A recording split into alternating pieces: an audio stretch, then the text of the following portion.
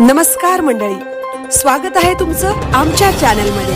आवाज महामुंबईचा, शोध बातमीचा, कौल मनाचा। चला तर मग आमचे चॅनल लाईक करा, शेअर करा आणि सबस्क्राइब करा।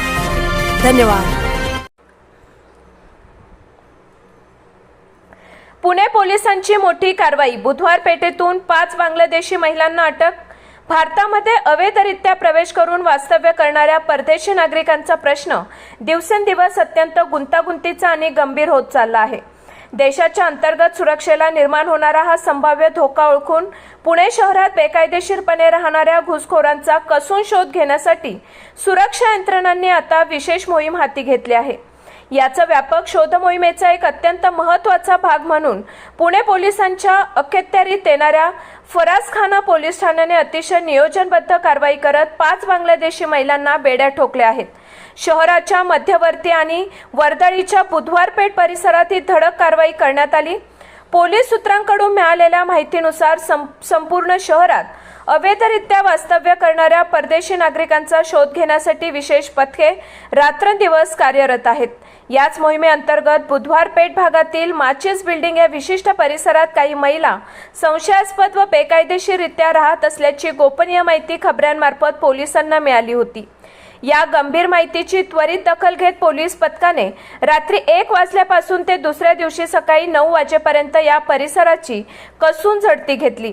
राबवण्यात आलेल्या या सखोल कॉम्बिंग ऑपरेशन दरम्यान संशयित महिलांची सविस्तर चौकशी करण्यात आली, तेव्हा त्यांच्याकडे बांगलादेशाचे मूळ नागरिकत्व सिद्ध करणारे काही ठोस पुरावे आणि कागदपत्र तपास अधिकाऱ्यांच्या हाती लागली।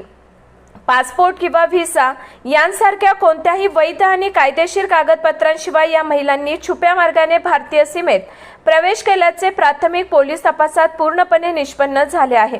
स्वतःच्या उदरनिर्वाहाचा प्रश्न सोडवण्यासाठी या महिलांनी पुणे शहरातील बुधवार पेठ येथील वेश्या व्यवसायाच्या ठिकाणी आश्रय घेतला होता। त्या याच भागात राहून हा व्यवसाय करत होत्या, अशी धक्कादायक माहिती तपासातून उजेडात आली आहे। सध्या या सर्व महिलांना पोलिसांनी आपल्या ताब्यात घेतले असून त्यांच्यावर कायद्यानुसार कठोर कारवाई करण्याची पुढील प्रक्रिया वेगाने सुरू करण्यात आली आहे। मागील काही काळातील आकडेवारी पाहिल्यास ही कारवाई अधिकच लक्षवेधी ठरते। गेल्या केवळ 11 महिन्यांच्या अल्पावधीत पुणे शहराच्या विविध भागातून तब्बल 94 बांगलादेशी घुसखोर नागरिकांना जेरबंद करण्यात पोलिसांना मोठे यश प्राप्त झाले आहे। शहराच्या कायदा आणि सुव्यवस्थेच्या दृष्टीने ही एक अतिशय महत्त्वाची घडामोड मानली जात असून आगामी काळातही शहरात घुसखोरांविरोधातील अशा प्रकारच्या शोध मोहिमा अधिकच तीव्र केल्या जातील असे स्पष्ट संकेत प्रशासनाकडून देण्यात आले आहेत। पत्रकार विजय गायकर यांचे मत, परदेशी नागरिकांचे अशा प्रकारे मोठ्या प्रमाणावर अवैधरित्या वास्तव्य करणे हे देशाच्या आणि शहराच्या सुरक्षेच्या दृष्टीने अत्यंत चिंताजनक आहे। स्थानिक प्रशासन नागरिकांनीही सतर्क राहून अशा संशयास्पद हालचालींवर कायम लक्ष ठेवणे ही सध्याच्या काळाची सर्वात मोठी गरज बनली आहे। आवाज महामुंबईचा चॅनेलसाठी विजय गायकर, पुणे। ओव्हरऑल काल आम्ही झोन 1 अंतर्गत मध्ये कोमिंग ऑपरेशन घेतलं होतं। कोमिंग ऑपरेशन मध्ये सगळीकडे अवैध धंदे जे चालू आहेत त्यांच्यावर कारवाई करण्यासाठी, नंतर मग जे इलिगल ज्या पण गोष्टी होत असेल त्यांच्यावर कारवाई करण्यासाठी हा कोमिंग ऑपरेशन घेतलं जातं। याच्यामध्ये काल एक मोठी कारवाई ही करण्यात आली की बुधवार पेठेमध्ये जे कोमिंग ऑपरेशन चाललं होतं तिथे 5 बांगलादेशी नागरिक हे आम्ही या कोमिंग ऑपरेशन मध्ये शोधले।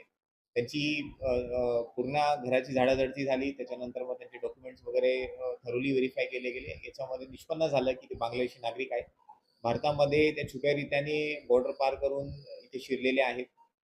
बॉर्डर पार त्यांनी वेस्ट बेंगॉलच्या एरियाजमधनं केल्या आणि तिकडून या पुणेमध्ये बुधवार पेठे एरियामध्ये राहण्यात आले। जसं आपण बघू शकतो की ही कारवाई आपली सतत चालू आहे। मागे पण आपण 18 बांगलादेशी नागरिक पकडले होते, त्याच्यामध्ये बांगलादेशी नागरिकांना इथे स्टे करण्यामध्ये जो मदत करणारा इसम होता सुमित चव्हाण, त्याला आपण शोधून काढलेले आहे। त्याचेही पुढचे काही आपण लिंक्स शोधून काढलेले आहेत। आता पूर्ण ओव्हरऑल त्यांचं काय रॅकेट आहे, कशा प्रकारे हे रॅकेट रन करतं याच्यावर सखोल आमचा तपास अजून पण चालू आहे। की जेव्हापासनं मी चार्ज घेतलेला आहे 1 जून 2025 पासून, तेव्हापासून आम्ही 94 बांगलादेशी नागरिकांना पकडलेलं आहे। त्याच्यापैकी बहुतांश 60 पेक्षा जास्त नागरिकांना आम्ही डिपोर्ट केलेलं आहे। काही नागरिक अजून पण डिटेन्शन सेंटर्समध्ये आहेत। त्यांची प्रोसेस कंप्लीट होताच त्यांना पण आम्ही रिटर्न पार करू. नक्कीच काळे पडळमध्ये माझ्या झोनमध्ये नाही आहेत, पण पुणे शहरामध्ये काळे पडळ पोलीस स्टेशन अंतर्गत एक रेस्क्यू काळे पडळ नाही फुरसुंगीमध्ये असणारं जे रेस्क्यू सेंटर आहे, त्या रेस्क्यू सेंटरमधनं काही बांगलादेशी इसम हे पळून गेले होते. काहींना पकडण्यामध्ये आपल्याला यश मिळालेलं आहे आणि काही अजून पण फरार आहे. त्यांच्यावर पण आपला वॉच ठेवून आहे आपण, आणि जसं ते ताब्यात येतील तसं त्यांच्यावर कारवाई केली जाणार. याच्यामध्ये माझा झोन नाही तर बाकी पण झोन याच्यामध्ये लक्ष देऊन आहे. नक्कीच काय धागेदोरे आहे, कोण बांगलादेशी ते कशा प्रकारे सेटल करतात, जसं मी आपल्याला सांगितलं तसे कॉन्टॅक्ट वगैरे मिळाले. आता मी सध्या ते डिस्क्लोज नाही करत.